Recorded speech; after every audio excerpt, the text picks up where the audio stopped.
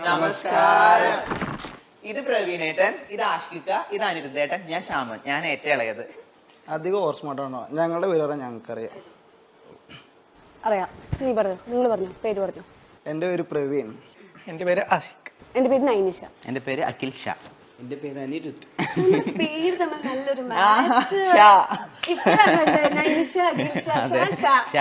നമ്മളിപ്പോ നിക്കുന്നത് എന്താ പറയാ, കണ്ടന്റ് കിങ്സിന്റെ കൂടിയാ. കിങ്സ് ഇതിൽ 2 ക്യൂൻസ് ഉണ്ടായിരുന്നു അല്ലേ?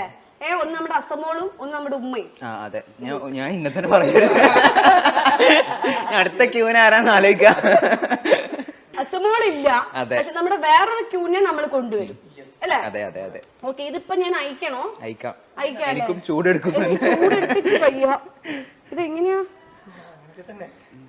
എന്റെ കൂടെ എന്തൊക്കെയോ ഇങ്ങോട്ട് പോന്നോ? എന്തൊക്കെയാ പുതിയ പുതിയ വിശേഷങ്ങൾ എല്ലാം വേണം. നിങ്ങൾ ഓരോ ഭാവത്തിലും രാഗത്തിലും ഒക്കെ നമ്മൾ കാണുന്നത് അല്ലെ? ഇത് ശോഭന അല്ലെ? അതെ, ഞങ്ങളുടെ ശോഭന. ശോഭന ഫ്രം മീഷോ.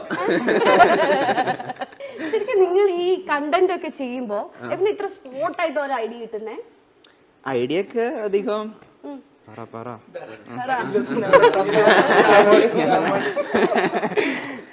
എനിക്ക് ഐഡിയ കുറെ കിട്ടാനുള്ള കാരണം എന്താ വെച്ചാല് എന്റെ സിം ഐഡിയ ആയിരുന്നു. ഐഡിയ ഇത് തന്നെയാണ് അപ്പൊ അല്ലേ? നിങ്ങളൊക്കെ ഏതാ സിം? കുറച്ച് റേഞ്ച് കുറവുള്ള ഏതാ പറയാ?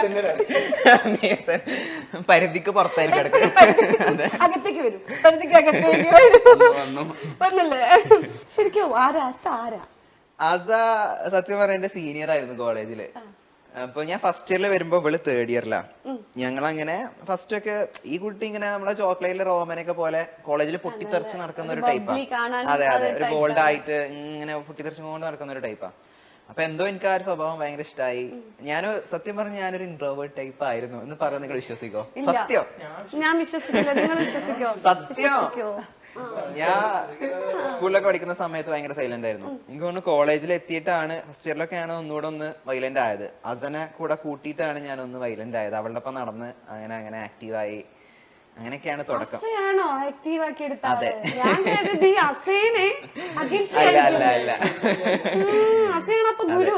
എന്റെ വളർച്ചയ്ക്ക് പിന്നിൽ അസയാണ്. മറ്റേ ഹണിറോസ് പറഞ്ഞ പോലെ എന്റെ വളർച്ചയ്ക്ക് പിന്നിൽ ലാലേട്ടനോ, എന്റെ വളർച്ചയ്ക്ക് പിന്നിൽ അസയാണ്. എല്ലാരും നല്ല രീതിയിൽ മാത്രം എടുക്കുക. ഇപ്പൊ അസന്റെ ഫാമിലിയൊക്കെ എങ്ങനെയാ അഖിൽക്ക് തരുന്ന ഒരു സപ്പോർട്ട്? അല്ലെങ്കിൽ കണ്ട ആട്ടി പിടിക്കും, തുപ്പും.